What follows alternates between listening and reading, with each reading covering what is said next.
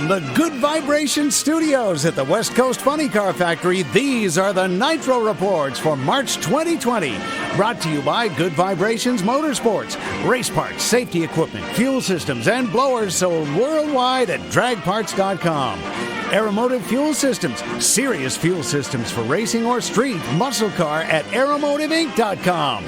Stith Printing and Legends of Nitro for your branding, screen printing, and embroidery at stithprinting.com. Hot Probes, a racer-to-racer company with reliable exhaust gas temperature sensors for your engine at hotprobes.com. And RacePack Data Systems with data loggers for your race car and digital dashboards for street or racing at racepack.com. Tonight's in-studio guest, Fast Jack Beckman. Good Vibrations Mart Meet Champs, that's March Meet Champs, Ron Capps and Matt Bynum. Top Fuel winning crew chief Jimmy Young and March Meet runner-up Tyler Hilton. And the A Fuel Report from Jerry Kumre. And me, I'm Bruce Barker. Now, with the Nitro Reports, here they are, Donnie Couch and Darr Hawthorne. Well, Donnie, we made it through an incredible March Meet. Oh, you okay? Well, patient zero, Jack Beckman, and he said he's only been sick for 2 months, so we should be okay. Medic, yeah. Well, shouldn't I have the mask then? Okay, here. We only brought so many. You want to use Donnie's now? Can I turn it inside out? Yeah, okay, sure. Okay, I meant the mask, not Donnie. He's been turned down inside out for a long time. You know, I thought last Sunday we were hanging out at Don Prieto's annual taco party, and what did they cackle, like 6 of the Nitro cars there? Yeah. I honest to God thought that was going to do away with all the germs in the air, and I'd be fine. It should be. Nitro should. I don't know what happened to me, guys. Coronavirus. Yeah. You know? Yeah. But we had a good time down there. It's a bad time to be from Corona, isn't it? I tell people I'm from Norco, that's North Corona. Yeah, North Corona. Is it really? Oh, jeez. They had to break it up? That's what it is. And I think the town was named after the painkiller, not vice versa. See the slide we've been running. That's funny. That's good. I just want to go back to work. Exactly. I'm sure a lot of people are saying that. I'm really wanting to go back to work. How about they canceled the Gator Nationals? And as of now, postponed, right? Postponed? Yeah. So, you know, I was out there, and it was Thursday. It was 12:50 when Megan Schumacher sent a text out to all the DSR drivers. And I guess it was okay for me because I had to fly out there for the museum induction, the Hall of Fame, Thursday night, so I had to be there anyway. But man, I felt bad for the people that had already got on their plane Thursday morning to just land at an airport and turn back around and go home. Yeah, I went down there for the induction ceremony too, and I couldn't get out of there till Saturday. So sitting around there, and all the restaurants are closed. It was it's a surreal deal. You know, all the stuff you see on Hollywood, and you got your popcorn and your Coke, and like, well, that's just the movies. It could never get this bad. And man, here we are. It looks kind of like it could get that bad. Armageddon, right? Yeah. That was a good movie, by the way. We got a couple of photos. And here's one from Auto Club Famoso Raceway. And like Blake Bowser said, he was going to put our name on the starting line. And he did. He did. Yeah. And it seems like the only person who noticed was Joe Walla. It looks just like Donnie's tattoo, doesn't it? You've seen that tattoo? Almost the same size, too. Hey, Billy Meyer, how about that? Good for him for getting inducted. Yeah, when he called me and said he wanted me to do the introduction, I said, aren't you already in it? Yeah, it's hard to believe. And the cool thing about Billy, he's been retired so long, he's still young enough and good enough shape he can get back in tomorrow and drive a funny car. Yeah, well, he said when Don Garlitz called him, he said, Billy, I got to tell you something. This phone call's coming 30 years too late. That's funny. Guy's done a lot for the sport. You know, a teenager winning in a Nitro funny car, and then I went to Dallas. I was stationed in New Mexico in the Air Force at the time, and I remember my buddy and I drove 500 miles to the Motorplex in '86, and there was nothing like that track at the time. I never saw the original Dallas track. It looks pretty marvelous from pictures. I'd been to Ontario Motor Speedway. I'd been to Orange County, but man, that Texas Motorplex in '86, absolutely one of a kind. Yeah, well, to be with Billy in the early years of funny car racing, and everything that was wrong with all the tracks we went to, He said, I'm going to make it different. I'm going to make it so you can bring your sponsors up here and have a suite for them, and the women could use a clean restroom. And yeah, and the amazing thing, and I'm going to quote this like it's gospel because who sticks to the facts anymore, but I heard this and it sounds true, is that track was poured post-tension concrete in 1986, and I heard it was just recently ground for the first time, which is almost unheard of. You know, there's a lot of tracks that they've got in their budget to yearly grind at least the seams, the expansion joints, and smooth them off. And Texas it's one of a kind. Well, he had some help from a good friend of ours who's a contractor, Rick Peters, and he was pretty well in touch with everything with Billy and building that whole facility, and it still holds to be one of the better tracks out there. Yeah, whatever they did right. I mean, right now, Richmond, I think, could give it a run for its money in terms of overall smoothness, and time will tell, because that one was just recently, within the last couple of years, was paved, and that one's an awful nice one to race on. Yeah. What's the worst track you go to? Oh, boy. I'm going to alienate somebody out here right now, aren't I? You know, we've just so you don't say Famoso. Yeah, we've at times struggled at Atlanta, but I think they got that handled. Seattle one time was a one-lane race. They've done a phenomenal job of making that a competitive racetrack. We've struggled with bumps at Houston. I think the Angel family addressed that. So and the nice thing about it is I really had to think about this when you said what's the worst track you race on, because I hear these horror stories from Frank Hawley about the match race tracks back in the 70s that, you know, a good track was one where the rear tires only came off the ground 3 times on the run, never mind the shutdown area.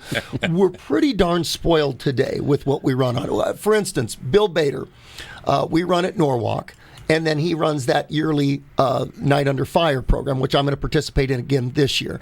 And it's hilarious because we were out there for a Friday night qualifying run a couple years ago, and he tells me, and I'm going to paraphrase. He says, you know, it's funny, listen to all you guys bitch about how dark this place is at night. He says, I turn half these lights off for the Night Under Fire, and never have I had a driver complain about that. So we are pretty spoiled. The standard of racetracks, especially in the NHRA realm, pretty amazing today. Yeah, well, you know, I'm just amazed at Bakersfield, which we don't run national events at, but we do run the March Meet and the Hot Rod Reunion, and that's one of the better prepared tracks. And every year you go there, there's improvements done to the facility, whether it's the stands where the spectators sit or, you know, they're paving the pit area more. Although I do miss the old wooden grandstands and the chance splinter once in a while. But when I went up this year and you look at, it's all state-of-the-art aluminum grandstands. And to me, the cool thing about going up there, I just came back from the March Meet, wasn't that it was new grandstands. It was new grandstands that were packed with people. Yeah, that was a good. That was the biggest complaint I heard on Saturday. Is like, I couldn't find a place to sit, man. Well, but I love the fact, and you can always tell when you come up Zerker Road and turn on to Famoso Road there, if the parking is going out a half a mile from the track at that time in the morning, you know it's going to be a good day. Right. Yeah, that's a good way to gauge it. Yeah. And I get my one-day trips up. My son's birthday, my wife and I didn't plan this too well, is the 8th of March, so that was Sunday of Bakersfield. So I had to be home for his birthday on that one, but I got to go up Saturday, and it was awesome. Yeah. Jack, any aspirations about driving a nostalgia car out there and being a part of the March Meet or the reunion? I love that stuff. I absolutely love that stuff. And 20 years ago, I would have given my left arm, and it was few and far between when I got an offer to drive it. I've driven 3 different nostalgia funny cars and an altered, and that stuff is just ultra cool to me. The issue now, and I'm going to have to talk to Caps and see how he does this with Shelley, is that it's very difficult for me, and God, Ron, I hope I'm not getting you in trouble at home, to go to Jenna and say, look, I know I'm on the road 105 to 115 days a year, and I got 2 little kids. The last thing I want to do is take off and leave them alone for 3 more days, and they are not hardcore racers like I am. So I can disappear for 1 day. I can't disappear for 3 days. And if I'm going to drive somebody's car, I owe them 4 days of my time. Yeah. Well, what do you think about Ron Capps finally? His big dream was to have a March Meet trophy. Yeah, I think Ron Capps could probably win on a quarter horse. You know what I mean? That guy's one of those guys that's just talented, whatever he's sitting on. Yeah, and that was pretty cool to get a March Meet trophy and a fuel altar. That was neat. Yeah, well, to try to get a March Meet trophy for how many years he's been trying for. Well, he started I mean, we talked back in, I think, 2003 when he was still with Snake, and he said he was looking for anything that was a Chevrolet body with a Chevrolet motor. And, I got to drive one. And I said, there isn't one, you have a personal services contract with Chevrolet, but I wouldn't recommend one out there. Then he went to DSR. It's like, wait. Now, Mopar you could drive. Pretty much they all got Hemis in anyway. So you think he'll retire from nostalgia racing now? I doubt it. I'll tell you what was serendipitous is Rod McCarroll, used to be part of the Allison Crow and McCarroll Jr. fuel car, gave me his whole collection of drag news, and from 1955 to 1978. Oh, now, there's some holes in it. I'm doing the inventory right now and figuring out what I need, and that's where I'm hosed is, if there's a collectible series of 100 widgets and you own 2 of them, you own 2 of them, that's fine. But, man, when you own 87 of them, now you got to go find the last 13. So Donnie Hampton said, come by my place. You can fill in some of them from there. Bob Moravas said the same thing. But the serendipitous deal is the days leading up to the March meet, I'm going through an inventory, and I happen to come up to 1966, which is when Mike Sorokin won the March meet in the Surfer's Top Fuel car. I take a picture of that. I send it to his son, Adam Sorokin, who's shaking down a new car at Bakersfield that day. And then they didn't do that good this weekend. That weekend they struggled a little bit, but I went on, I saw another picture of his dad won the Vegas race and the Hawaiian 2 after that. And to me, one of the most fulfilling things is being so connected to so many of the pioneers of the sport, so I can shoot a picture, text it to him, get feedback. I just sent Walt Rhodes a picture of him winning a race, and he said a big thank you. That was awesome. Well, we've got one of the new legends of Nitro Racing. Donnie Couch? Matt Bynum on the phone, winner of the Good Vibrations March meet. He just called in. Matt, you there? Yeah, what's up, man? Oh, man, you're partying down at Dell's. That's why you didn't show up. Yeah, that's it. You got that margarita machine fired up? So, Matt, that now makes me the second best funny car driver on this phone conversation right now. Yeah, okay. Good job, man. Congrats. That's a big deal. Thanks, Jack. Yeah, it was pretty cool. You guys worked your asses off, too. You didn't take it easy. No. We started running on Wednesday and finished it up on Sunday, and made a bunch of good runs along the way. Well, and listen, Matt, if you're going to be a better funny car driver, you're going to have to learn to lie more and take credit for more stuff. So I was there Saturday. I watched Matt's car won first round. You guys won, what, a 562 first round? No, 558 first round. That's what I said, a 558 first round? Yeah. So, and I was talking to Matt later on, and I said, I got to tell you, nobody's betting against you to win this thing. And I couldn't stay Sunday, but thank God for making me look good on that, huh? No, exactly. How'd it feel, Matt, after all the struggles that team's been through to even get to a March meet and go out there and finally just get them in the winner's circle? That team's been through an awful lot. Oh, I mean, it was huge for us as a team because, we've been through ups and downs, and even all the way back to 2015 when Roger Garton unfortunately ran into the side of us. There's been lots of struggles, lots of days putting stuff back together, and lots of hard work. And we've been to a couple finals and had some success and set a speed record and done pretty well. But to finally put 4 runs together and win a race and dominate pretty much from start to finish, it was pretty cool. And those guys are all Cecil Matthews and all those guys it's well rewarded. Or well-deserved. What about coming back to the shop at Dale Worsham's shop on Monday, man? What those guys have to say? Oh, I mean, it wasn't much time because Monday morning we had to get in the truck and leave and go to Gainesville to turn around and drive home, unfortunately. But now they were happy. I mean, Dale was talking to me the whole weekend, and Chuck was talking, and everybody's just happy. It was cool. It's something that doesn't happen all the time, and to win a March meet's pretty cool. Yeah, very cool. No, it's not pretty cool. It's totally freaking awesome, Matt. And with our sport, it sounds really damned easy to beat 4 people, right? You do that in NASCAR, it means you finish 36th. And I'm telling you, it's pretty darn hard to beat 4 people. Good for you guys. You drove good, you had a great car, and the planets lined up for you guys.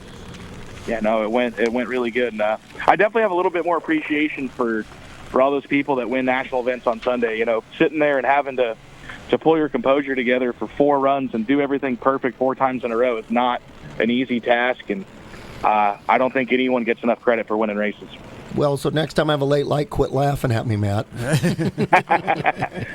And we all had to relish in the 554 that Haran ran in qualifying. Hey, how about that deal? So Haran put his car in the net at Pomona at the Winter Nationals on an exhibition deal, and took the car over to Barry White's shop in Pomona. They took the chassis out to McKinney's in Indy, had it front halved. His guy flew back out there, trailered it back home, and then I went out while they were thrashing on it at Barry's. So 23 days these guys went nonstop, including that body got cut in 3 pieces to get him out of the car. They had to graft it back together, came up, and the thing just hauled butt. Now, I know at the first round it threw up, and it didn't run the way they wanted it to run.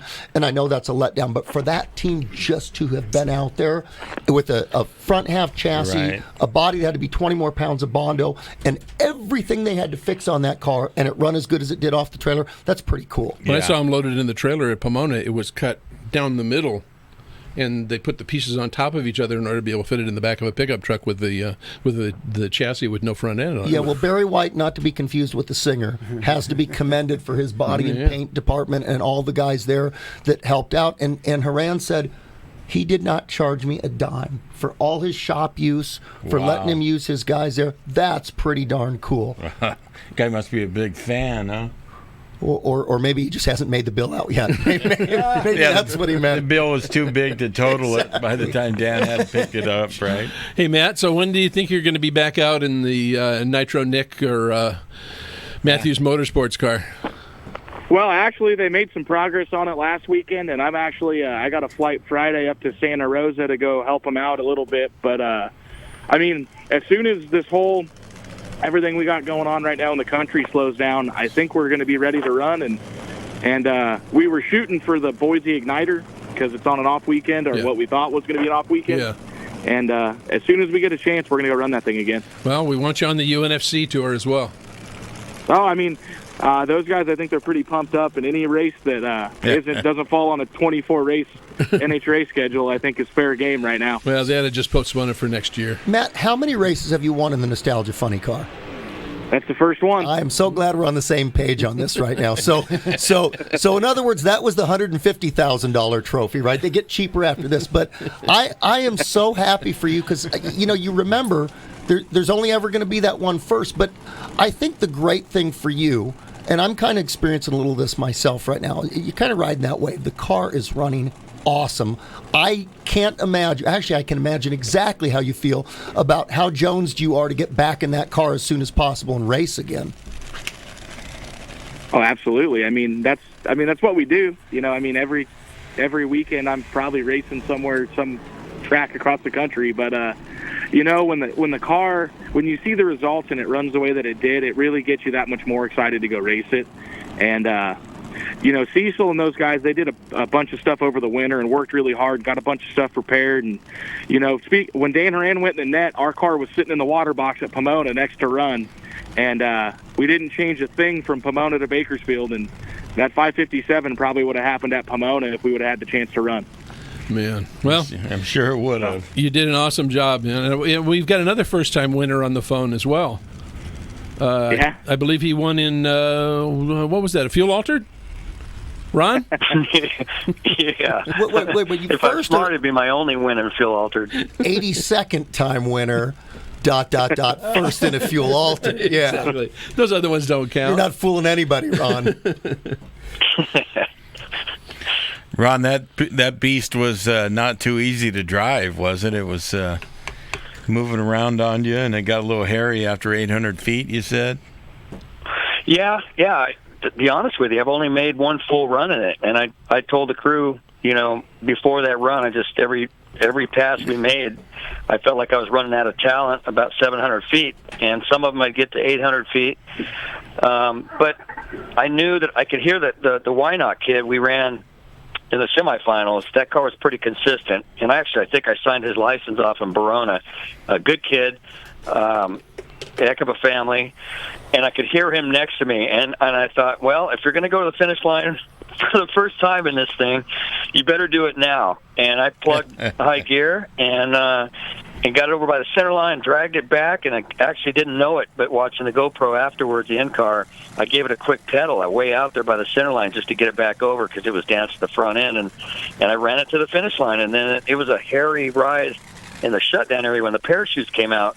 But that was really the only run I've ever made to the finish line. We won the final round. He red lit, and I wanted to go to the finish line and put up another good number, but I knew that if I crossed the center line, we'd give it back. And as soon as it made a twitch, I shut it off in the final, knowing that we had a win. So, yeah, God, what a ride! I mean, you talk about pucker factor on every run.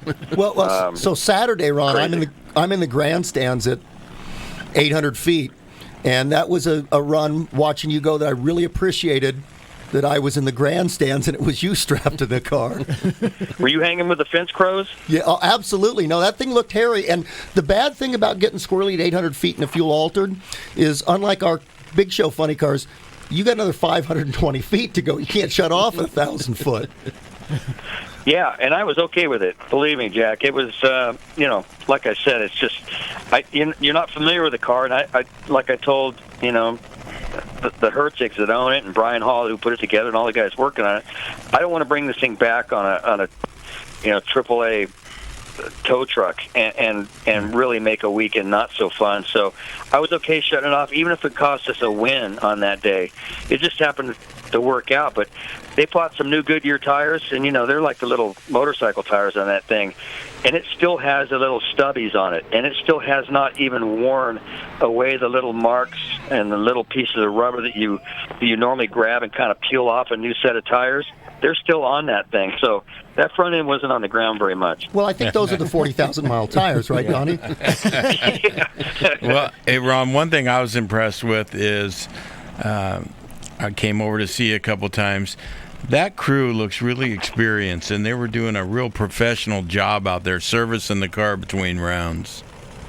Well, yeah, a lot of guys, obviously Brian Hall, he's really an underrated nostalgia guy, man. He had the Tramp, which he actually won the March meet with, and it's not like he had a whole bunch of money in a big 18-wheeler when he did that. And of course, John and Roxy Hertzig that own that car now, just a bunch of people. Shane Stewart came to work on it for the weekend. He was going to run his own altered in 7.0 Pro, I think it was, or whatever class, and he ended up not going, so he came and worked on it. And just a bunch of guys that worked on Brian Hall's car. And we had that thing torn apart every run. In fact, going into the final round, we went and borrowed pistons and sleeves from Top Fuel dragsters in the pit area. So this thing was a true tramp going into the final round. We were just happy it started.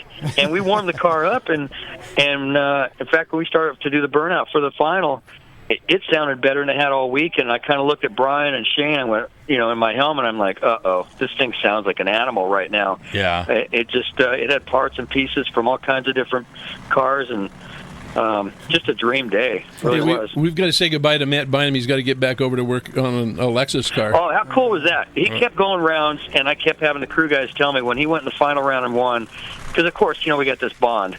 I got Jeff Gaynor texting me that he used to hang out with his old man at Venolia, and just it was cool when I finally found out he won. I felt this tremendous amount of pressure.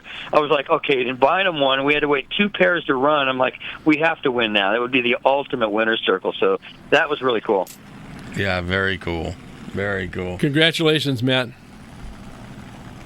He's gone, man. He's got to fire up that margarita machine. He's gone. He's that hard to work. The margarita's already going. So Ron, and you'll appreciate this. Ron's dad, John, is a racer's racer, right? Ron grew up around this, and that's probably Ron's home track to win that. So like Matt winning his first time, you finally winning there and doing it at that place is pretty cool. But my Uncle John is the one that took me to my first race in 73. His first race was 64 at the Pond, San Fernando. He is an absolute encyclopedia drag racing. I introduced him to Capps' dad in the pits. So I called my uncle a few days ago. He says, I just got off the phone. I had an hour conversation with John Capps. They're besties now, man. Hey, Ron, where's that trophy sitting at now?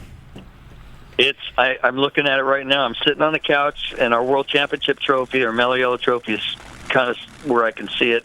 And right behind it, up on the mantle, where I said I would put it, right in the middle of my mantle, is the March Meet trophy. In fact, one of the local San Diego stations came and interviewed me today here at the house, and there it is. It's right behind me, sitting up on the mantle. Oh, man, congratulations again, man. We're so happy for you.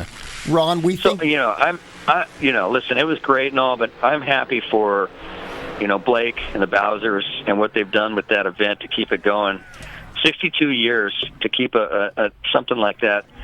Every night we went out. We went to the Bull Shed, went out, had dinner, went out and had a couple beers afterwards, and we ran into people from the UK and Australia and Europe and you name it. They were flying over for this event, and just to this event only, not to go to one of our Mellow Yellow events, for the March meet. And it was one of those weekends where you just ran into people you wouldn't think would know about it, let alone fly across the world. And so I'm so happy for Blake and John, just everybody there, to keep that whole thing going. It's just such a great event. Blake and John starting that class. Yeah. We didn't have Fuel Altereds a couple years And look at how Fuel Altereds has come back to life.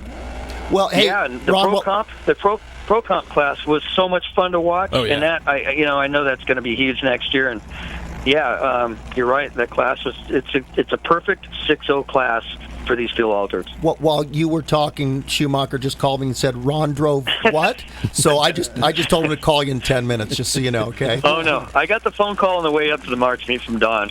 Believe me. Yeah. Did he say Ron? Well, I have to assure him that I'm getting in something that's at least got, some up-to-date head padding and a good chassis. And, this car was definitely built, Ron Austin built it up in Pacific Northwest, and it's got all the safety stuff. So that's all Don wants to know. Am I in something safe? It's a Fuel Altered, so I couldn't right really up until the time it starts. But I'll tell you guys how brilliant Caps is in case you haven't noticed, he's a pretty good big show funny car driver, right? Yeah. And if he wins a race, he'll always make sure to get in there. You know what? A lot of the seat time I get on the dirt cars and driving the Fuel Altered, I think it really has helped me develop as a driver. So he has convinced Don that this is essential. I think next year Don's going to mandate I get in a Fuel Altered for a run. Fuel Altereds for everybody. I'm way smarter than I look, trust me. Hey, Ron, off the record, did you have more fun at the Good Vibrations March meet or at the Winter Nationals? Hey, but just, Ron, so you know, on the record, there's no such thing as off the record, okay? I had way more fun. You know, I don't even have to go off the record. The coolest moment, two of them. My dad, with tears in his eyes in the staging lanes for the Winter Circle. I've won, 62 or 3 national events. I've never seen that emotion from my dad. So that told you how big it was. Secondly, getting to hang out with Pat Austin again. I was a crew guy when I got to hang out and watch Pat Austin win, and worked on Blaine and Allen's car when they toured together. To be there when Pat's son won, Drew, and spin the Winter Circle, chatting with Walt and Pat, and just kind of shooting the bull like the old days was probably the second coolest moment, because Pat, like Ricky Santos and Blaine Johnson, Pat's right up there as one of my top 3 favorite people, and one of the most badass drivers, period, there's been. So just that on top of winning, to get to do that was one of those moments I'll never forget. Well, the only problem was that Mike Austin wasn't there. Yeah, thank God. I've done plenty of Winter Circles with Mike Austin. We'd still be up there partying. Mike Austin's so good, he could not qualify for a race and still win it the next day. Remember that? Yep. Well, thanks a lot for calling in, Ron. It was great to see you do it, and finally, now we'll get you back in a Gainer funny car. Yeah, I don't know about that. I think I'm hooked on this altered thing. Good. Well, good. Well, we hope we'll see you again next year, and hope to see you in the Winter Circle again next year. And you got it, man. I'll see you guys. If you guys get back on the Big Show tour, we'll hope to see you there. Yeah, and Ron, please have Shelley call Jenna so I can drive a Fuel Altered too. I will. I'm on it. Great job, dude. Congrats, man. See you, man. Thanks. Thank you, Ron, for calling in.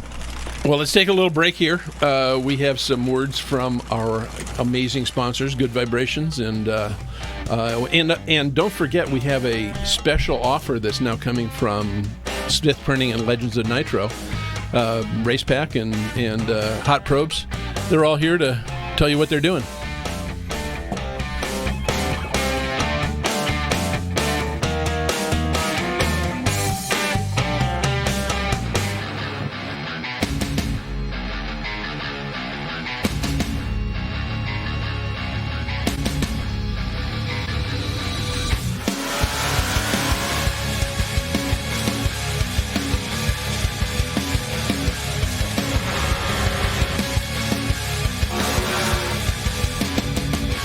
Aeromotive Fuel Systems. On the street, in the water, or at the track, if you can drive it, we can fuel it.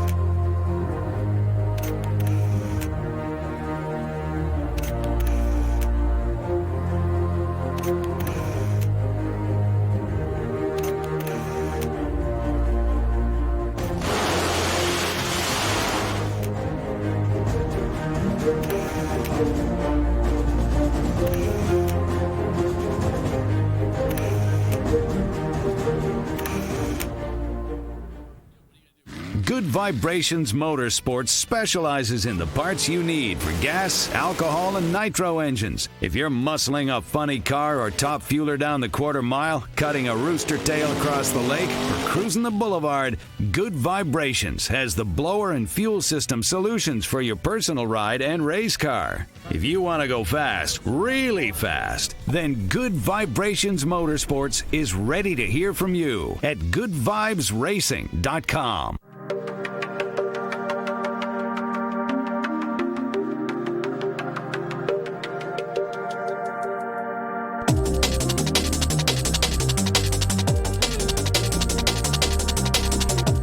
Hot Probe's exhaust gas temperature sensors, used by nitro racers and professional teams like the 2018 U.S. Nationals winner Terry McMillan in his Amelie Top Fuel Dragster.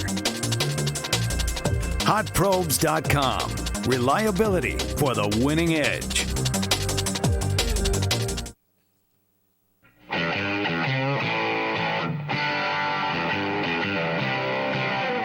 Stith Printing is your leader in corporate and individual identity marketing, with over 3 decades of delivering the best quality garments for your budget and promotions.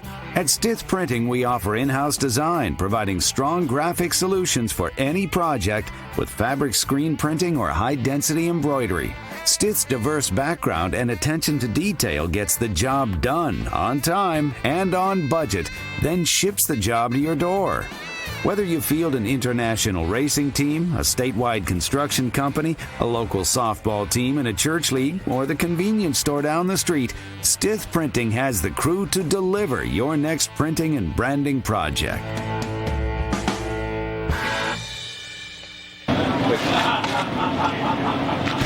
This is Ron Capps.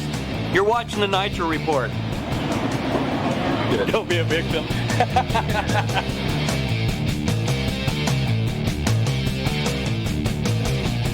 Yeah, we're having a party.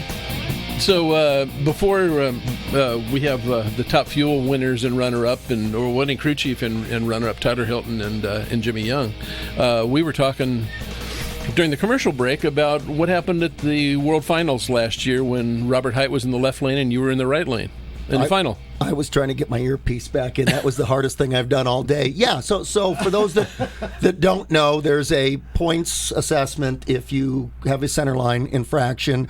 So for the final round, because Pomona was 1.5 points, we had now inched up close enough to Hight that if we beat him in the final and he had a center line infraction, we would win the championship. Listen, and sensibility issue, they can't run their car. You can't take that chance.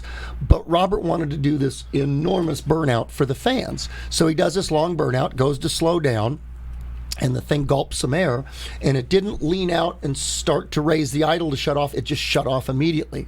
Well, my clue that something was different is Jimmy Prock will always fire up second. So it's when they fired up first, I'm like, this is different. And then I hear his burnout. Then I hear the second part of his burnout. Then I hear the encore of his burnout. I'm like, that's badass. So I've burned out, stopped. I'm backing up. I stop. I see Hight way down track. The roof hatch comes open, and he comes out the top of the car. And it is amazing how time slows down sometimes in a nitro car. So I say, we just won the race. And then I'm looking at his car. I'm like, nobody's pushing it over towards the wall. I had a great conversation with NHRA. We've actually made an amendment to the rules to cover something like this. A lot of times there's unforeseen things that take place, and you have to come up with a procedure to cover that later. So I'm looking at Guido for guidance. He's looking at Brad, the starter, for guidance. Brad's listening on the radio for guidance. And we finally get the, you guys can stage and go. And I look at Guido, and he looks at me, and he mouths, be safe. Okay, well, I see where his car is. I've never been all the way in the other lane. I've had 2 centerline infractions in my life, and if the thing wiggles, I'll shut it off. And we go out there and we run low ET of the day. Oh, yeah. It was a nice exclamation point to a great day. Of course, you'd like to run the car in the other lane, and maybe the way around that, maybe that they got to take away the points penalty just for the final race of the year, because that literally could have decided not just the funny car but also the Top Fuel Championship. And you don't want it to come down to a math problem like that. You want it to come down to racing. All right, we'll believe you. That's my story, and I'm sticking to it. I was sitting up there in 24. Yes. For those who don't know, about 875 feet down track, 2/3 of the way up to the top of the grandstand. If you're cool, that's where you hang That's out. the place. Right? Well, anyway, so his car's sitting there on the track, and here you come wailing down through there, and I go, man, how? This isn't right. You didn't see me waving to you, did you? I did. I like when you did the number one. Exactly. Yeah. That wasn't the index finger, but whatever. I was going fast. But I like when the crew will say, "Okay, so what did that run look like?" I said, "Same as every other one. With your eyes closed, it's all black in that car." Well, great way to start out the season. Absolutely. Let's move over to Top Fuel at the Good Vibrations March Meet, and we have Jimmy Young and Tyler Hilton. Let's get Jimmy on first. Tyler, hold on a second. Jimmy? Hey, how's it going, guys? Thanks for having me on. Jimmy, you have won the coin toss. You get to go first. Sounds good, thanks. Now, what are you tuning every fuel car that isn't already tuned by Walt Stevens? No, it's just a conglomeration of a bunch of information based off my car and what Mike Kern and myself came up with, and we transferred it over to Pete's car a few years ago, and Pete's doing a great job he's actually tuning it himself, and we're just kind of consultants, but we have really good notes off of what we learned off my car, and when we run my car, we take that and we put it right into Pete's car, and we run Pete's car, we put that right back into my car, so the consistency has gotten really good. That's great. Are you going to run at the reunion in Bowling Green?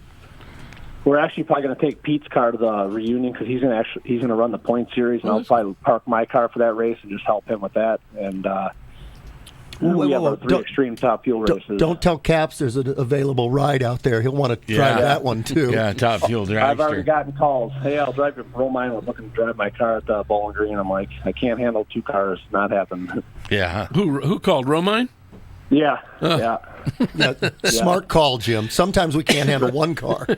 Exactly. Yeah, no, but it went really good. Pete's driving the wheels off that thing, and people don't realize what he does with the little funding that he has. It's amazing. His crew did a great job. The car was dead consistent, and it was one of those weekends that everything we did just went right. We wanted to qualify with a 73 on Q1 and then step it up for Q2, and we went a 60, and then Murphy, who we're also helping out, he went 63 right behind us, so that kept us number 1 and Murphy number 2.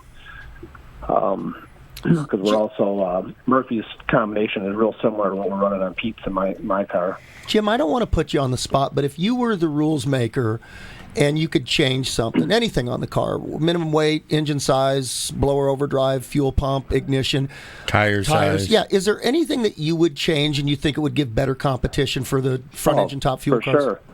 Yeah, we actually submitted, Bobby McLennan and myself submitted a rule package to NHRA because the rules that we're running off of right now are still from the 90s, and it's just an outdated rule package. And what our package was to take and make the minimum weight 1,900 pounds for a hemispherical head and 1,850 for a wedge head, like a Chevy or a big block Chevy or anything like that. And then we were going to take and allow 500-inch engines into our class. And right now, if you have a 500-inch engine, you got to weigh 2,300 or something pounds because it's pounds per cubic inch. So if we take away the pounds per cubic inch, we just make it a minimum weight of 1,900. There's not a Chrysler car out there that weighs 1,900, and there's not a Chevy car out there that weighs 1,850. So it won't change anything. So we submitted those rules, and we submitted the auto shutoff linkage for the pan pressure and throttle arm, and NHRA basically turned down every single rule there was. So. Well, what do you feel the 500-inch cubic inch rule would benefit the class? How so? I just think that a 500-inch engine with a 20-gallon pump is not going to run as good as a 400-inch engine. It's that simple. It's going to need more fuel to run that. But if there's people out there that have 500-inch engines that are sitting around from funny cars, and we have more races for the Top Fuel cars, they might be more apt to throw the throw their combination in a dragster and just see how it works. Right. So not a performance rules change, but more that would lend teams the ability to run parts that have maybe been cycled through on some of the NHRA cars and cut their budget down. Or a Minor Brothers motor. Oh, exactly. I mean, I've been pushing that. And then the cylinder head rule, they say that you have to have stock valve angle. The 426, every 426 Nostalgia head has altered valve angle. So my big thing was, if you're not going to enforce all the rules, then don't enforce any of them. Because if I roll the scales 5 pounds light and a car rolls the scales heavy but has altered valve angle heads or carbon injector or whatever else they're running, I mean, what rules are you going to enforce and what rules are you not going to enforce? When I kept pleading, and they just didn't get it. So, man, did I open a can of worms up here, Jim? Yeah, Good boy. answer. Well, and we have some of the same issues in funny car as well. That we're trying to add the option of a 44 amp mag, and Right. and some people who have a vested interest in Cirillo want to keep it as a points mag or the one that comes out of System 1. So it's it's like. Way to go, Jack. Wait till he tries to get into an NHRA event Hey, now. yeah, this is a 3-hour show, right, guys? It's 3 hours, no problem, yeah. Excellent. Hey, let's get go ahead. Murphy has the throttle arm on his car, and in round one, he nipped the piston, and it actually shut the car off, and he just coasted through, and he lost the race because of it. There was a few oil downs from the dragsters, and they both could have been prevented if the throttle arms were on the car. NHRA said that they don't want to mandate the arm because they don't know what pressure to put it at. So Bobby and myself said, we should take it upon ourselves to put the arm on the car.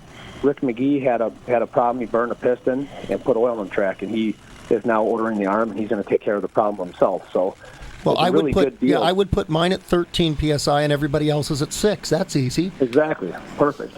5 pounds in one of these cars, if it's vented right, 5 pounds works really well. I mean, if you start getting up over 5 pounds, you got severe engine problems. Yeah, and what Jim's talking about is if you start to melt a piston or burn through the rings, that pan pressure is eventually going to push a whole bunch of oil out on the racetrack or in the driver's face. So when that pan pressure goes over a certain amount, it automatically closes the throttle to prevent something expensive, a long track cleanup, which, by the way, Jim, we saw a lot of long track cleanups during qualifying. Oh, yeah.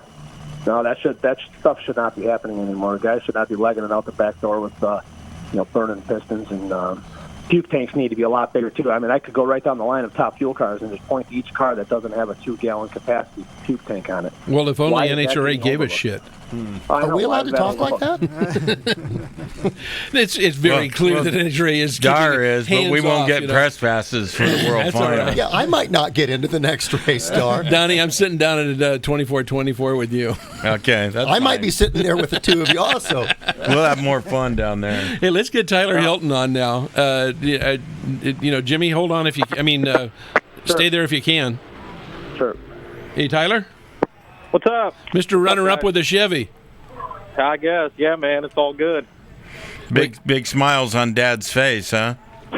Oh, yeah, man, it was a really good weekend for us. I mean, started in qualifying. I mean, every run in qualifying, we got it to go quicker, and we knew the changes we were making, why it was doing what it was doing.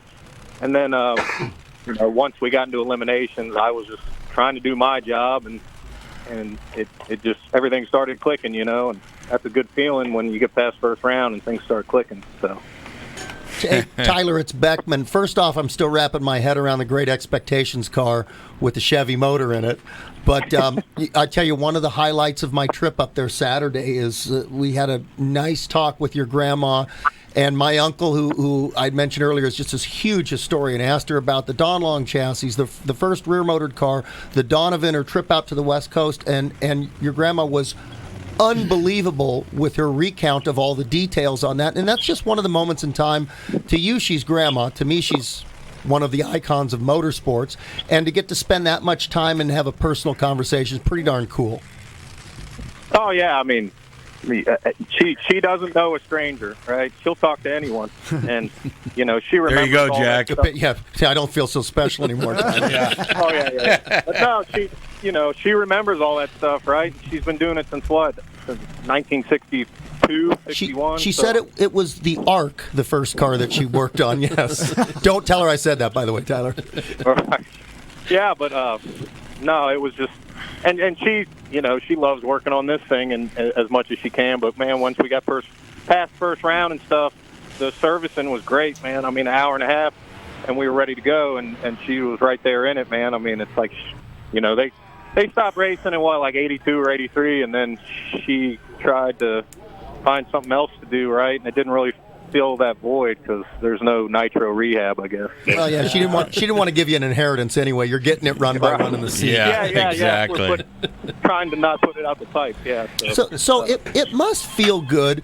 I've been through some slumps in my career, and it's frustrating to show up at the track after you've been competitive and you know you're just in a funk right now. So for you guys to know you've got a competitive hot rod again, and if maybe one break goes your way, you can actually get that thing back in the winner's circle, that's got to be a nice feeling. Oh, no, it's great. I mean, that's our first final round, right? I mean, last year was a big learning year for us. We front half the car, so it was like a totally new car, so we kind of chased that for most of the year. But to come out and run our first March meet with, a modern front motor top fuel car this year and go all the way to the final, I mean, it was great. It was a great start to the season. It was perfect. So your dad, who was a pretty darn good shoe in his own right, to me seems like a pretty laid-back guy. But, I can imagine sometimes the chemistry is too similar and you're too close to somebody. Does he ever give you driving tips, or maybe worse, when things don't go the way that they should, let you know that when you get back to the pits? Yeah. Yeah, I mean, he won't let me. I have to tow the car back to the pits, I don't get to sit in the back seat or on the tailgate, so it gives us time to kind of, if things don't go so well, to kind of let it cool off. But it also gives you time to think, and have a little downtime to, download what did happen, So I think I mean, he helps with some driving tips. I mean, it's been a while since he drove a car, but a lot of stuff hasn't changed, since then either. A lot of the procedure stuff and a lot of the mental stuff too. So, no, both sides of that are true. So. Your dad told me a great story. Is I think you guys made a qualifying run, came back, and took the car apart, servicing it, and he said Allison wasn't there. She was flying in the next day, and he said we couldn't put the car back together until Allison got there because she would be bummed out because she didn't get to work on the car. Yeah, she got there. That might have been Thursday. Yeah, that might have been Thursday. I don't know that I've ever heard of a circumstance where somebody says, I got to wait till my grandma gets here before we torque the heads. Yeah. He's hard on it, man. He's all about it. I mean, it's good for her, too, because it keeps her, keeps her going. So. Yeah. And that's what I love amazing. about it. She's amazing. Many of our first-generation participants died in the last 2 decades. But, Danny Broussard was at Goleta in 1949 for the first organized drag race, and the guy's still around. Ed Iskandarian's 98 years old, and he's still around. So Jim and Allison were early second-generation drag racing, and they're still running a top fuel car today. I'm thumbing through my national drag shows, and I come across one, 11/11/1961. It's the Greek's birthday, 11/11, and he's on the cover of that magazine, and he's still driving a top fuel car 59 years later. Amazing. You can only hope, right, Jack? So Tyler, let's hope in 59 years you're still doing this, buddy. Hey, man, if we're all still here, it'll all be good. Keep on doing what we're doing. So, man. Well, hey, Jim. Yeah. Do you give advice on driving, or you pretty much stick to tuning? I do, but Pete does a pretty good job. I mean, he's got it dialed in. That's the second March meet he's won, and that second one was even more special than the first one because the car was just running really well, and Pete's doing a great job driving. So I can't say enough about him and this whole program that he's got going on. Now I got to catch up with my own car. Well, but Jim, I'll tell you, and Tyler will appreciate this too. As drivers, we really love to hear comments like, "Don't red light." Yeah. Things like that. Real that confidence to him in the boosters. final. I said, just don't red light. You got cars running good. I got to thank us. I saw Scott Bowen front half my car this year, and I got to thank him for doing that. And the Jason Greenwood put on a real good party for our Extreme Top Fuel Series. That was Saturday. We had about 100 people there, so it's the series is going to go real good this year. We got 3 races: Norwalk, Martin, and the World Series. So it's going to be a good summer. Is Sean going to have any opportunity to actually drive his car, or is he too busy building them for other people? No, they got a brand new car right now. It's top notch. I mean, those guys, the craftsmanship that comes out of that shop is unreal. I mean, my car looks absolutely beautiful, and it should be about 60 pounds lighter, I'm hoping. So it should be good.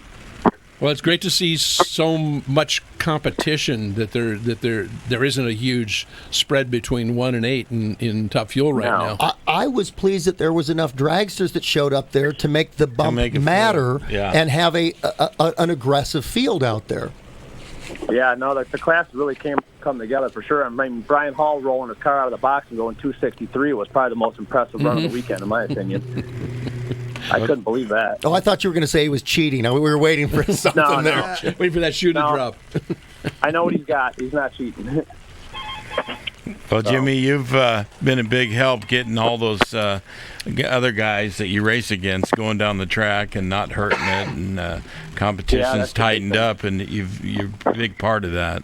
Everybody's putting on a better show. You know, it's the I mean, from Fuel Altereds to Funny Car to Top Fuel, everybody's putting on a better show, and this has to have been one of the best Good Vibrations March meets any of us have seen in a long time. Am I talking out of turn in saying that the March meet overflow capacity, amazing success, and does it look like the Hot Rod reunion at Bakersfield suffered a hiccup a few years ago with those extra rules changes and hasn't quite fully recovered yet? Is that an accurate You mean Linda statement? Louis in importation of... You're right, Jack. No, but I'm just saying, as a fan of drag racing, it looks to me like they are still down 20% in attendance, and the March meet hasn't suffered one iota. Okay, one of the things about the reunion is the same thing I'd mentioned to Glenn Cromwell and to Josh Peterson was that at every reunion they read this list of 100 people who have died during the previous year. Okay, now we're into the 28th, 29th year.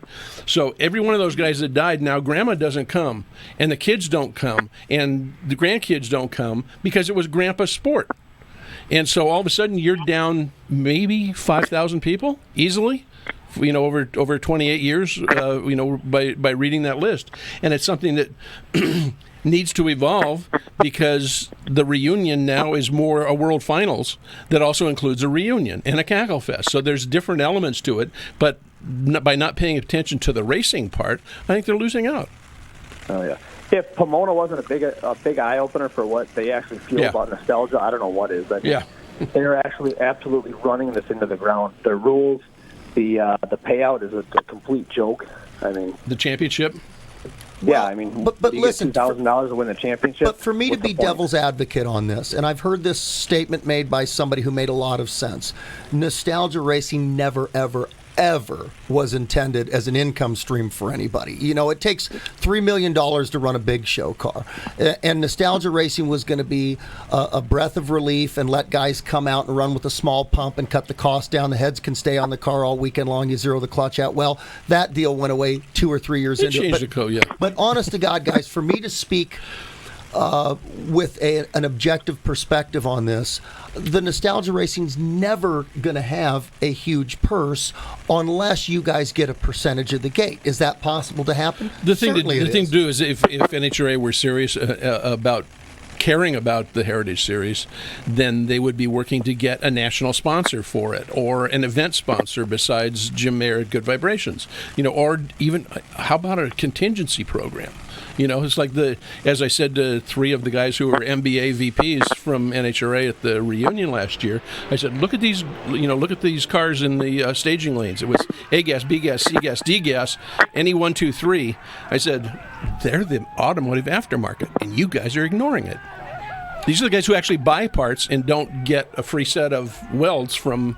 But what's the solution to it? We don't have a Somebody shootout. gives a shit. Well, but we don't have a shootout for the Nitro classes anymore. So, and that's not an expensive deal. If you add up, it used to be when Skoll did it, it was $4,000 a race for low qualifier plus the payout money there. And when Traxxas took it over, they did away with that $4,000. That saved them $192,000 between the two classes. And we still haven't been able to fund those shootout series. They still have it in bike. They still have it in pro stock car. So you're saying NHRA needs to come in and help fund this series. I don't know how viable that is, because if you really got a moneymaker, the market should determine that the Nostalgia Series could be a standalone entity and maybe does get a percentage of the gate, and you guys are racing for some decent cash then. Either that or walk away from it and let the tracks run it, as Blake Bowser is. Oh, wait, we have Blake Bowser on the phone. No way. It's almost like you set that up. Jimmy, Tyler, you got to. Do you need to leave, or would you like to listen? Yeah, no, it's all good. I appreciate being on there, and thanks for everything everyone's done, and I'll catch you guys at the next race. Thank you. Thanks, and congratulations to you both. Yep, no problem. Thank you. All right. Bye. Hey, Blake. Hey, guys. Did you hear what we were talking about? about? Okay. Oh, yeah. I heard everything here, and been listening to the show. I hope I'm okay coming through clear. I'm actually out here at the track right now watching the sunset, so nice. Hope I can come through clearly here. Yeah. I heard what you guys were saying, and I actually just called in to say thank you to everybody for coming to the event. And we finally got a good year under our belt, and we've had some bad weather the past 3 out of 5 years. We've pretty much taken a dump out there on that race. So,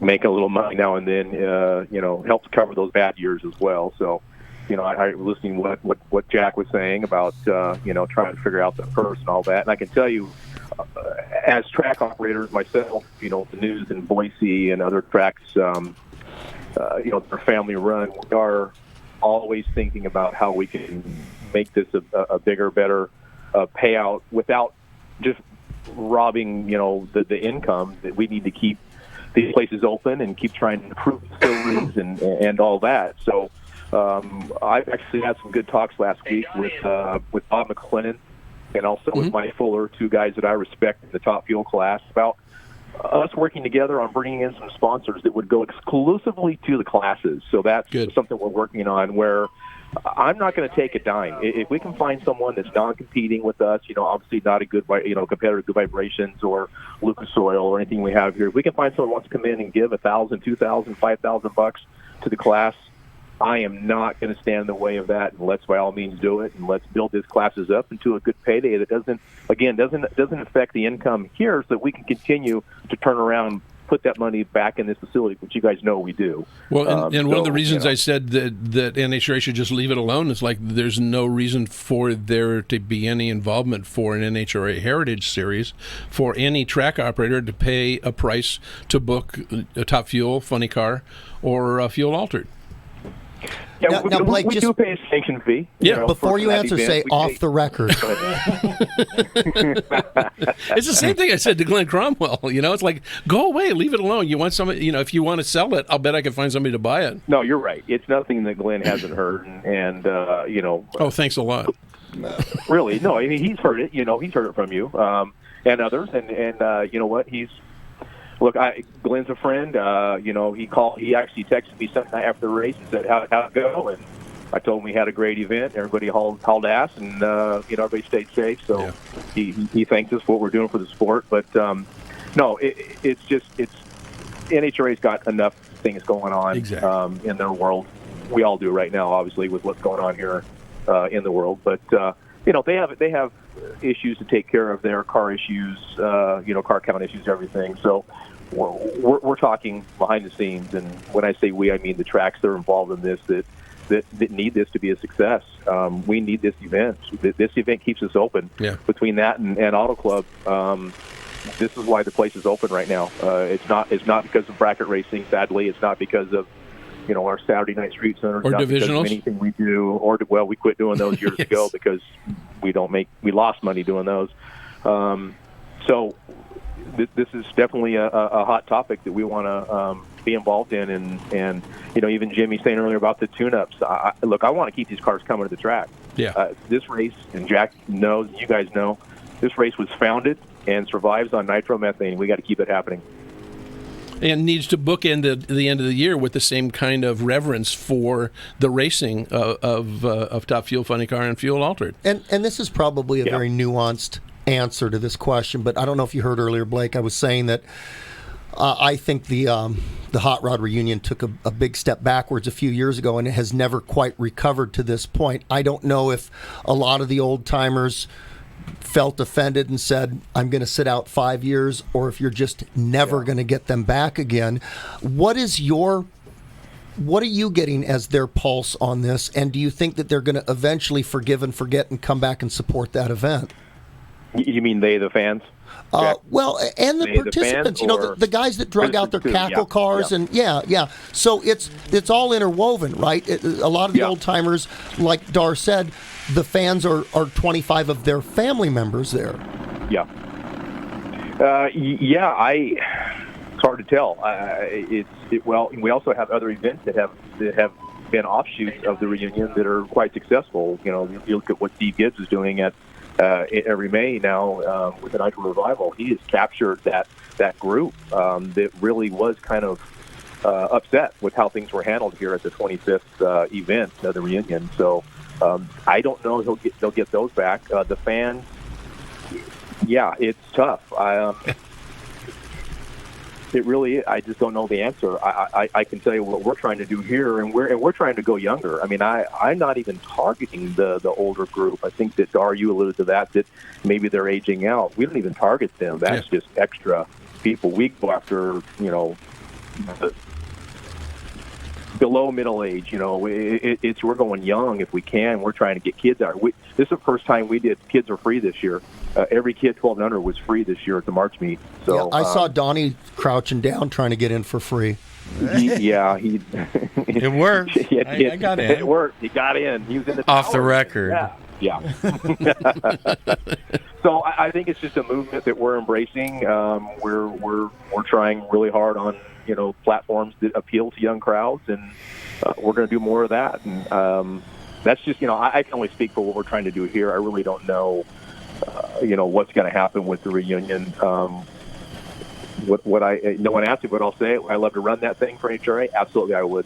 I'd do it in a heartbeat, and I would take all my approaches that we do for the March meet and throw it at the reunion and try and revitalize that thing because it needs a little bit of help right now.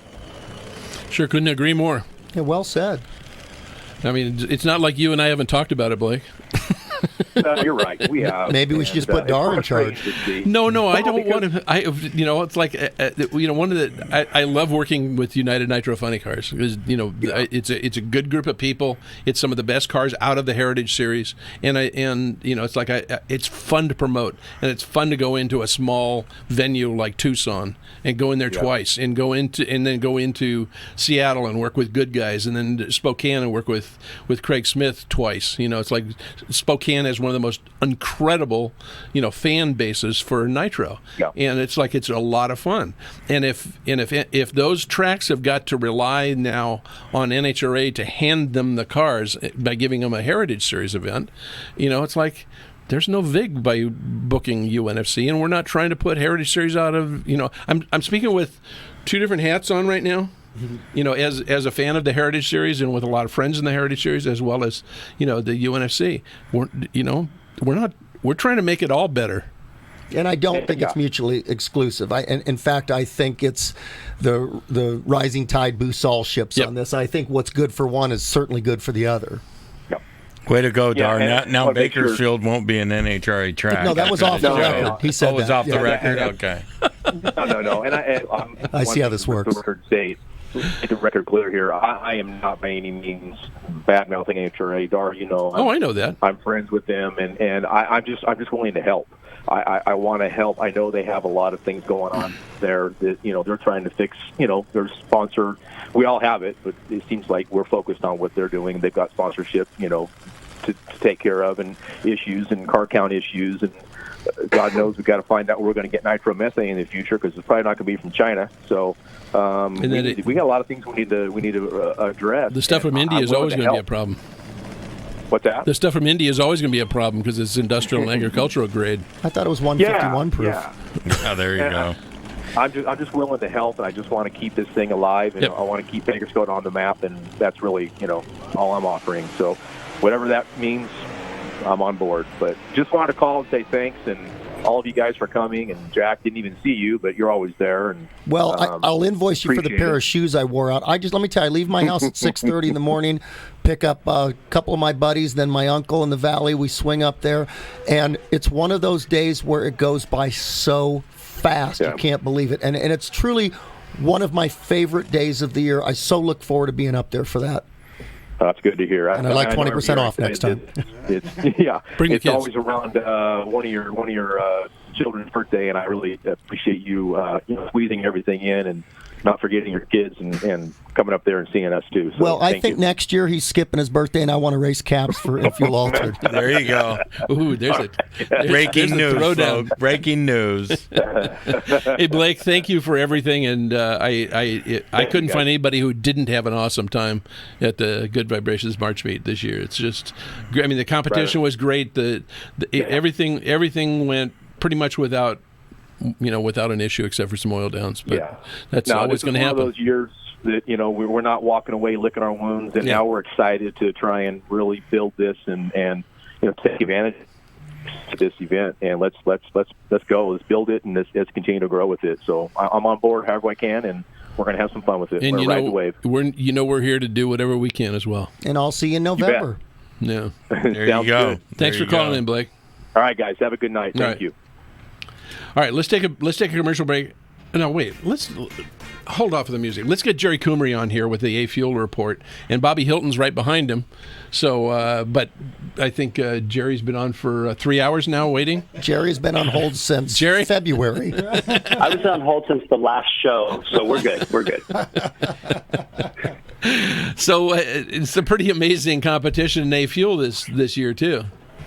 It really was. I have to say, and Darr, you know this as well as anybody, I've been doing this for a little while in that class, and the car count wasn't great, but the competition was really good. And we had, obviously the Austin family was the class of the field. I mean, I don't love using the word dominate, but God, they were good. Every qualifying session, every round, they were just solid, and but it was just really cool to see like Clayton Zulum come back out and bring his car out, and he's making some strides. Had Dennis Murphy with his blown car, brand new car. Dennis, Jack, I think you're familiar with Dennis. You may have met him somewhere. I've blown up several of his cars. So have I, so we have that in common. But he built a brand new car, and they struggled a little bit, as most people do with new car blues. But I think that thing's going to be potent come, mid-end of the year once they kind of get their hands wrapped around it. Obviously Doc Bates did what he normally does and, was solid. They struggled with a little bit of electronic issues from what I understand. And then, we brought our car out and changed a bunch of stuff on it, new paint scheme, new motor combination. And to be honest, I've been running my car for going on 3 years, and this is the most fun we had running the car, getting it to respond to the changes that we made. A lot of help from a lot of the other teams. Jeremy Sullivan, who has his own car and was helping Clayton, has been huge in helping us. Donnie Allen from the Allen and Cowan team, same thing where he's been advising us. And, those guys ran good too. They struggled a bit. They ended up hurting the motor and unfortunately couldn't make first round, which benefited us because we actually won first round because of that and got to make another run and got some more data. So, but it was really good competition. Unfortunately, a couple of the guys that we hoped could be there had between medical issues and work things and, all the stuff that happens in the real world. But it was a fun show for the A Fuel class, and I think we put on a good show for the fans as well. How about Drew Austin's 87s? Yeah, that was a lot of fun to watch. From afar, from like 2 or 3 pairs back.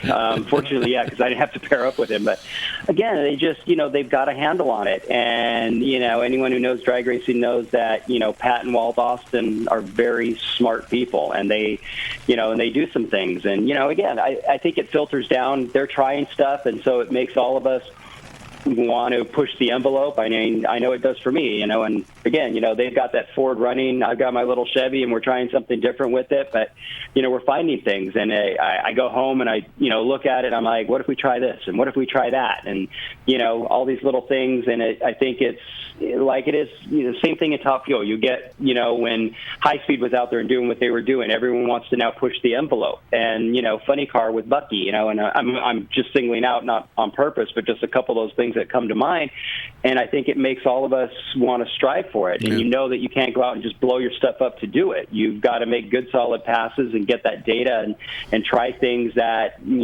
sometimes people will tell you, oh, you shouldn't do that, and you try it and it works. So I think it's really opened up a lot of people's minds to things that are going on in the class, and all of us trying to make ourselves better. Well, you guys put on a really good show, and it's a real compliment to all of you guys in A Fuel that that to come to the March meet and really have your big boy pants on, because it was a hell of a show. Yeah, and a lot of that comes down to one of those things where it's one of those. It's one of our biggies, and it's a race that anyone who does this, before you retire, you want to take a March Meet trophy home. It's a big thing, and so, it's like, it's our Winter Nationals. You get that whole off season to prep and get ready, and you come out with, like you said, your big boy pants, and everybody wants to, show off their stuff and try and do their best. And I know we did. I mean, I'll be honest, we got our motor back a week and a half before the race. Literally, the motor came back from the machine shop.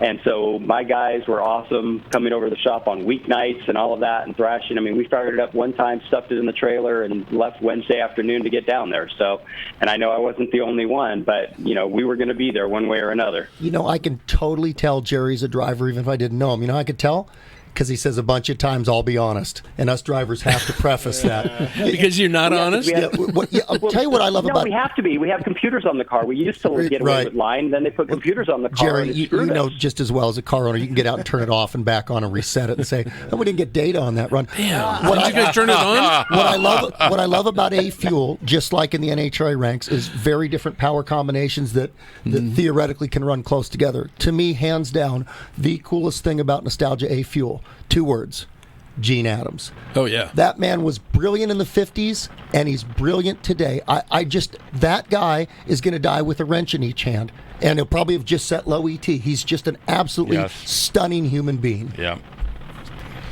You're right. And just getting to race with that guy. And, it's funny because we all talk about, again, like you said, the different combinations, and you talk about who's got what. And, and a lot of people have stepped up with, Alan Johnson stuff and all of this other. And then you look over at Bates' car and you got, but that guy invented injected nitro. Well, remember, Gene Adams was Alan Johnson before there was an Alan Johnson. Oh, yeah. I mean, it's like you said, it's funny. We all got, advisors and people that we lean on for tune-ups and things, and, we do all that. And then you look over there and it's like, oh, yeah, but that guy invented it. So we'll all just, catch up with him, But it's just cool when a guy like that comes over and, he's offered us a bunch of advice in just the fuel system and cleaning some things up and that. And, when Gene talks, you listen. There's no way around it. But like you said, it's just so cool when you're up there. And I know, he goes up there and he's on the starting line. You kind of peek over and you know where he's at. And it brings a smile to my face because it's just cool. Just to be able to be acknowledged by somebody like that. Walking through the pits, I put my hand on his shoulder. He turned around and he said, "How you doing, Jack?" I'm like, "It's Gene effing Adams," and he knows my first name. Life is good. Well, thanks a lot for calling in, Jerry. Really appreciate it, and looking forward to seeing you at another race down the road and seeing Sabrina in a funny car. Yeah, we're working on that. Thanks. I'm sure that helps my pocketbook. So. Hey, Jerry, if you want, we can put you back on hold for 22 minutes. I'm putting that one on you. You got to take over her marketing. You can have that. No. I'm busy doing other stuff. Let me tell you. You got to find a car that's overweight and tell them that you can drop their car by about 80 pounds with just a driver. Yeah. I've heard that tactic has worked before. Yeah, they're looking for an anorexic midget to drive their car. Yeah. Jack, she knows how to find you. By the way, I didn't call your daughter an anorexic midget. Okay? That was saying hypothetical. Find you. Hey, a lot of big words. Thanks for calling in, Jerry. Thanks, guys. Love you, buddy. Bye. All right, forget about commercials. We're going after Bobby Hilton's on now. We just got to talk to Bobby. Well, he'll Hilton. have to pay the bills then. Bobby? What's happening? Hey. Donnie, Jack. Hey. Whoa. I think Bobby called to give me some driving advice. I'm listening, buddy. No, man, I was listening, and I got to get on here too, And man, we were so proud of what we did at the March meet and seeing you all out there, and it was great for us, man. So I just wanted to throw my 2 cents worth in there too. So Bobby, question. I was talking to Allison out there, but you guys for years back in the day were a Hemi car, first a 92 and then the late model. Why go to the Chevy for the nostalgia?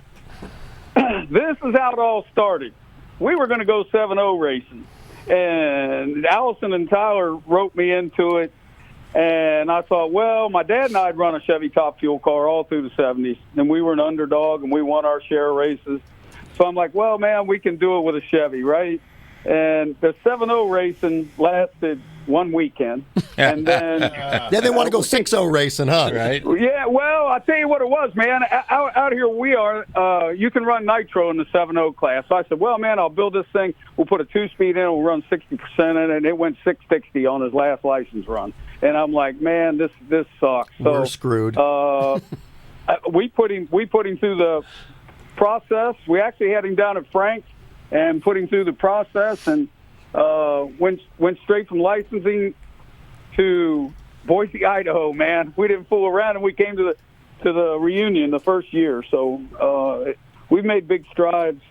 We think the Chevrolet is a viable motor for this class, to be an affordable motor to run, because we do it on a tight budget, man. We really do. It's a family-run thing. It really is. Yeah, well, it's your inheritance. You can spend it however you want. But, Bobby, when's the last time you made a run with nitro in the tank? You know, I quit driving. Jim and Al went a different direction in 1980. And so while they were going to Gainesville, I come and picked Diane up, and we took off. And then so... yeah, and so Jimmy didn't talk to me for a couple years, but anyhow, he's come around. We went on and raced about 3 or 4 more years, man. We went to Australia. We stayed down there for about 3 months. So probably about 85, 86. So, I drove a funny car with Ronnie. So 25 years later, do you ever feel that desire? I mean, like just to get in for a test and tune day? You know what, man? I don't really get the desire. I get so much pride out of watching Tyler, and I really like turning on that injector, man. I like turning them knobs. I love hearing that, though. But that's just being a great dad. I love hearing that. Yeah, you know, and like I said, we do it as a family, man. I mean, and we've got a real core group of people. Tony Lombardi, he does all the motor. We couldn't do that Chevrolet. Allison hates it, man, with all the rocker arms and the valve train and taking that thing apart. So, yeah, without him, we couldn't do that kind of stuff. But it's family. It's Allison. It's myself, Tyler, Tony, and then sometimes Michael Hope comes. I have some other people that come with us that support us. So yeah, it's a small operation. You see it with the truck and trailer. You know what? This is my favorite part of this entire show tonight. Just you listen to the excitement in Bobby's voice. It's like, we got us a competitive hot rod. We've worked a lot for this, and now we can go win some races. I love hearing that. With one of the best looking hot rods out there. Well, for me, man, the look's a big deal. You know what I mean? That front wing's still my front wing, and I'm not taking it off. They're beating me up to get it off there and put dual wings on the front. We are working right now to get we're putting a new set of canards on it that Tim Gibson's working with me on, similar to. Well, why does Tim Gibson know anything about aerodynamics? Yeah. Hell no, man. I know one thing: if it'll make it go faster, that's what I want. You know. Yeah. So. Yeah, I think Tim will do a good job for us. We're going to try to get him on there before Bowling Green. We're getting all our ducks back in a row. I mean, I got after that thing pretty hard out there, so we used a few pistons. I'm excited that you're excited. I'm sorry? I said I'm excited that you're excited. Oh, no, man. I stay excited. That's me 24/7. You know, Tyler's like, oh, man, you don't need to call in there. I said, yeah, I do. I want to talk to him. You're welcome anytime.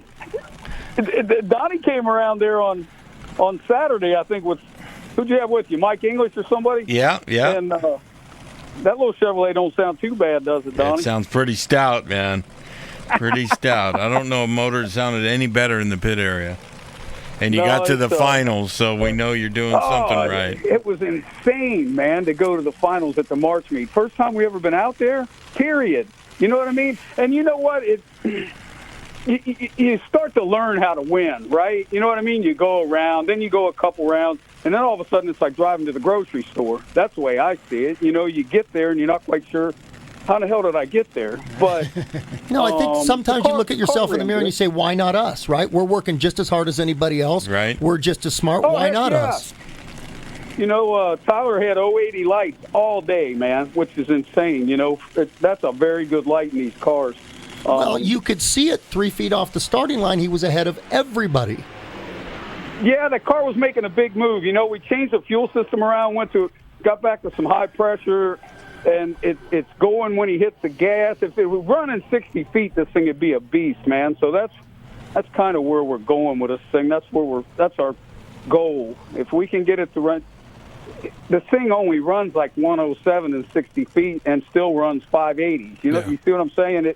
It's the torque of the Chevrolet. So we're trying to capitalize on that. Yeah, either that or Tyler's deep staging and he's not admitting it.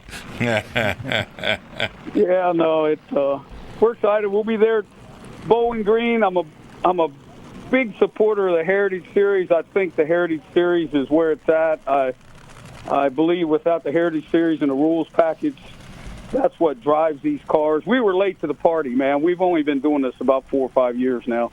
So I haven't seen the whole progression, but hell, we did it. So I'm a big believer in the Heritage Series. I think that's the way to go. So we'll run the whole series this year. We'd like to finish high in the points. Love to see it. Well, if you have those kind of finishes, you're going to. Yeah, no kidding. So thanks a lot for calling in, Bobby. Yeah, man, I won't burn up your phone line. So thanks for having me. You're welcome. Anytime. Hey, why don't we just put you on hold, and then in a month when we do the next show, we'll have you back on. Oh yeah, man, I'll wait for you, Donnie. I know you will. We got some history. Yeah, man, we'll see you. We'll see you guys.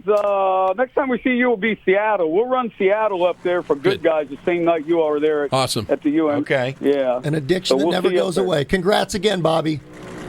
Thanks, Jack. Good job, brother. Thank you, man. I'll see you soon. Well, let's take a commercial break here, and also go over to the Aeromotive Inc. website and take a look at the new Gen 2 muscle car tanks that come with your pump and your sending unit already in it for $560. And you can order them over at Good Vibrations Motorsports. And Donnie's got the catalog over there. Yeah. Go to dragparts.com. They'll send you this beautiful. Look at that, Jack. Got everything in I'm it. sorry, I was looking at you on the monitor, and when I heard the word beautiful, I'm thinking, oh, he means the catalog. One's handsome, one's beautiful. Oh, man. I'm going to call Schumacher. Good vibration. Jim Mayer and I raced against each other plenty in the Sifka days, and they've done a great job making a business out of this. Yes, and they have. Yeah, good parts, good prices, good people. And James Mayer's coming along. He's a good driver, won the Sif championship, and he's been helping me out a lot. So, good kid, good company. 2 cars now. Yeah. Why not? It's only money. Right? Yeah.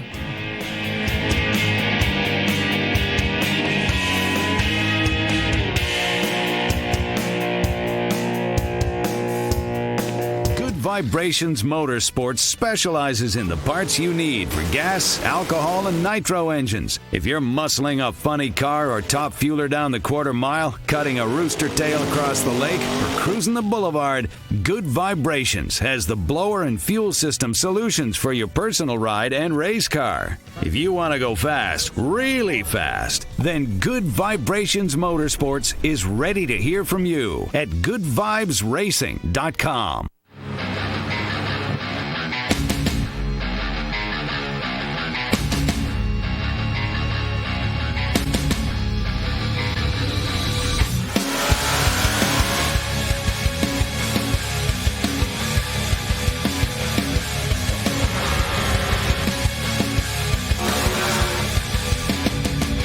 Aeromotive Fuel Systems. On the street, in the water, or at the track. If you can drive it, we can fuel it.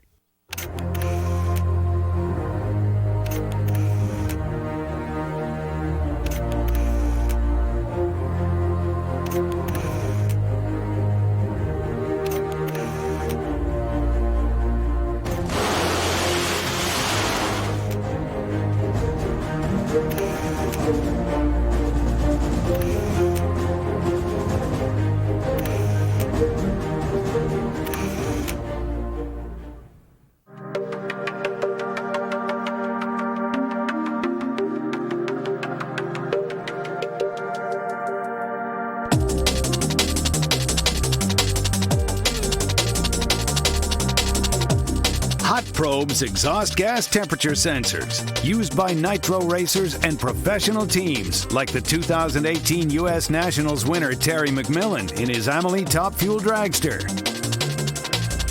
Hotprobes.com. Reliability for the winning edge.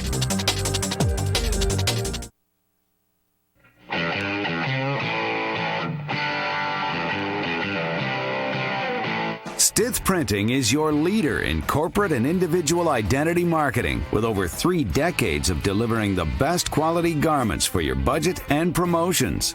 At Stith Printing, we offer in-house design, providing strong graphic solutions for any project with fabric screen printing or high-density embroidery.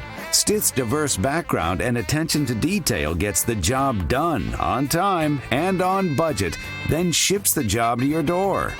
Whether you field an international racing team, a statewide construction company, a local softball team in a church league, or the convenience store down the street, Stith Printing has the crew to deliver your next printing and branding project.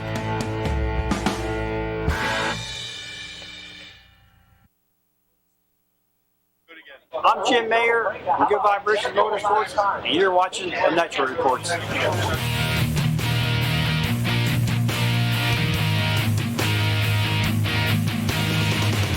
Man, some spirited discussions here in the commercial break, but I'm trying to get my earpiece back, and it's very, very complicated. So anyway, our sponsors, Airmotive, Hot Probes, Good Vibrations, Race Pack. Please go and support them. Airmotive, I run their products on my El Camino. You sure do. 495 horsepower. Why didn't you drive that? You driving the Hellcat? Yeah, well, I got free use for a year of the Hellcat. Yeah. If I had the choice, I'm going to put 30,000 miles on that thing. Driving back and forth to San Ysidro. Yeah, the Hellcat's got cruise control. The El Camino doesn't. True. And I've now almost completed the purchase of a 56 Chevy sedan delivery. Oh, hey, congratulations. I'm sorry. So the Hellcat, 19.6 miles to the gallon coming out here. 700 horsepower. That's pretty cool. Man, no, mine won't get that. I did a little burnout in the street, and Jack let me drive. Yeah, so sorry, it's got Dodge. some power. Yeah. No, that'll show up on the computer printout. Yeah. Well, I feel on like the 18th of March. I feel like the car's worth $10,000 more that Donnie sat in it. So yeah, you're welcome, Dodge. Man, I've heard no that. No problem. Hey, Darr. Yeah. You know, we've spent a lot of time in this studio. Yeah. Like about 7 years. Bruce Barker, our crew chief, doing an excellent job at all the time. I'd like to give a toast to Bruce. Champagne. Wait a minute. Yeah. Now, did Bob Beck or Joe Walla do this? No. He didn't say bruise. He said Bruce. Holy cow. Look at this guy. Brought a bottle of the bubbly. Yeah, we glued the cap in. Yeah, and Bruce, we're going to need your car keys. Yeah. Because Uber ain't working right now. Oh, jeez. Oh, yeah. It's going to open. You know what? There it goes. Woo! How about that? This is in honor of how many more shows you guys got? This is the last one in this studio, and we're going to be taking it on the road. Donnie and I talked about a lot of Not ways the first to do time it. I closed a place down. Yeah. Sorry. Oops. But we want to be able to take it down to Del Worsham's and some of the other places around, or Littlefield, or wherever that where the people the Beckman garage. Yeah. We could do it in the trunk of the Hellcat or on the road there. Like we could have Terry Clanton there, but he moved away from you because you were a bad That's neighbor. true. That is true. Well, he got tired of biking up and down all the hills by me. Yeah. So what's happened with the Terry Chandler sponsorship? What's happening this year? You know, Terry passed away in 2017, and Doug decided to extend the funding for our car and what's now the MD Anderson car with Tommy Johnson for 3 more years, and this is the last year of that. So, you know, I'm facing the very real prospect again and going back and fixing elevators. So I've been hitting the streets and casting a wide net, and we're looking for some marketing partners. There's a couple ways you could go. You know, XYZ Corporation on the side of the car would be fantastic. NHRA, it seems like they're on the uptick. I'm liking what's been going on the last few years. And the other thing is maybe somebody wants to come in and keep Infinite Hero on the side of the car, and it's a philanthropic thing like Doug and Terry have done. But you know, literally, I've got more wins in my career with Infinite Hero on the side of my car, And it's the only times that I've known that I've had a job for the next year, and that is all 100% thanks to the Chandler family. It's been an absolutely amazing ride. I'm not ready for it to end. I'm going to work my butt off, see if we can get some funding to stay out there for next year. But, man, what a ride. That's great. And for what you're doing for the Infinite Hero. We'll change lives. There's no question. It's an amazing project. Yeah, taking the coins down the track every run, doing that, we've raised over $500,000. Wow. Wrap your head around that. That's 5,000 NHRA fans that have come up, says, here's a $100 donation. I want to help change somebody's life. I give them a coin that's hopefully gone 320-something miles an hour in the car. And, my hand's worn out doing that 5,000 times. But that money all goes into our grant committee. They're all volunteers. We pick the programs that give us the best bang for the buck for the injured veterans. And the folks that deserve it aren't even asking for our help. I feel like we're obligated to get them back to whatever their new normal is going to be. And you think you're having a bad day. I got the cold that won't go away for 6 weeks. You hang out with a guy like Gary Linfoot. He just called me yesterday, and he's been paralyzed since 2008 when his helicopter crashed, a Special Operations Army pilot. He doesn't bitch about having a bad day. He knows that every day is a good day out there, and it gives you a fresh perspective on life. Well, here's to massive sponsorship, and to Bruce Barker.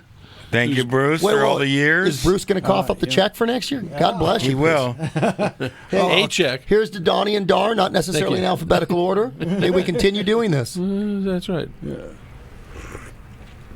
So we're going to. My son Ian's here, and we're going to figure out a way of taking this on the road and making it, work out of a suitcase with a couple of cameras and some lights, and truly be able to go down to, Del Worsham's shop and, maybe roll a couple of bowling balls down the lane. You guys think about it. A lot of the drag racing, the exodus was to Brownsburg, Indiana. Mm-hmm. Southern California is still the birthplace of drag racing. There's still enough things around here. There's a lot of good businesses around here. I'll bet you Worsham can twist Force's arm. You can get in his museum for a show or two. And like you said, you guys pick and choose different remote spots. I think it's going to give a new flavor to this. I think this is going to be the 2.0 version of the show. It will. It will. Anyway, 7 years here, and Bruce has got to tear this sucker down. They're going to turn this into a giant parking lot, right, Bruce? Yeah, I think maybe a carpet factory. Who knows? Could Coronavirus testing center. I was going to say maybe it's a triage clinic. Yeah, there you go. I don't know what he just said, but it sounded important. It sounded very important. Hey, look, there's the old Cackle Fest that we saw down at Don Prieto's. Darr was at a Cackle Fest. Hey, that's news. Is this what your listeners are watching right now, this feed? Yeah. So the coolest thing about this, Ed Iskandarian came out there, drove himself out there, 98 years old.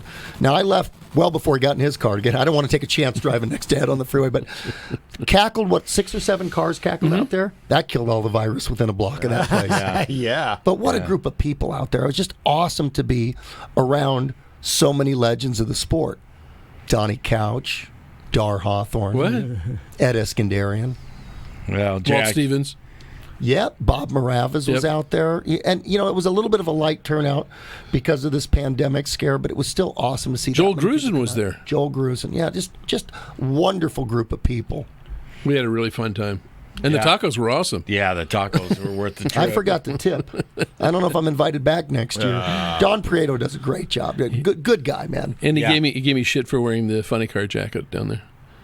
So we'll get you over to the dark side. We'll get a funny car cackle car down there next year. No. That ain't going to happen. Oh, okay. Yeah, it was rough push starting the funny cars. There's a funny car. Cracked a lot of fiberglass. Anyway, it was an awesome show down there. It's it's by invitation, or if you know about it, you show up, but it's not exactly open to the public. And we're very lucky to know Don Prieto and his dedication to our sport too, going back to I think drag sport. He does this every year after the March meet. The weekend after the March meet. So anyway, great guy. Works a lot with Toyota and Lexus and preparing cars for car shows and for the Los Angeles Car Show and for media, for commercials and stuff like that. Are they paying for a spot on this show? No. Well, I think we should thank Aeromotive and Good Vibrations again then. All right. Again, let me one more thing. The new GM truck pumps, for in-tank pumps from Aeromotive, a bitchin' setup.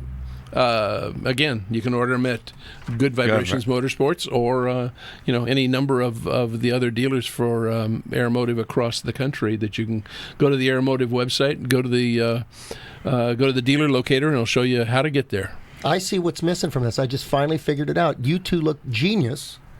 With the glasses? Because you're wearing glasses. Professorial. And now you're both blurry. I can't do that. Why do you have glasses that are blurry? Because my arms aren't long enough when I go to read something. I can only hold it out so far. Well, funny car drivers don't read. Thanks for tuning in to the Jack Beckman hour and a half. Well, it'll be another 7 years before I get invited back.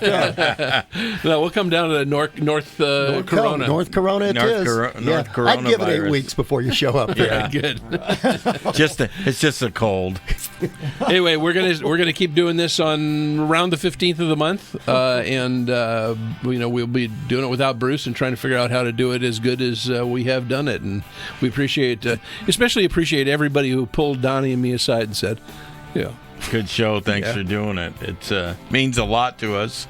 And Bruce Barker, it couldn't happen without you. You are welcome. But wait, you didn't say thank you.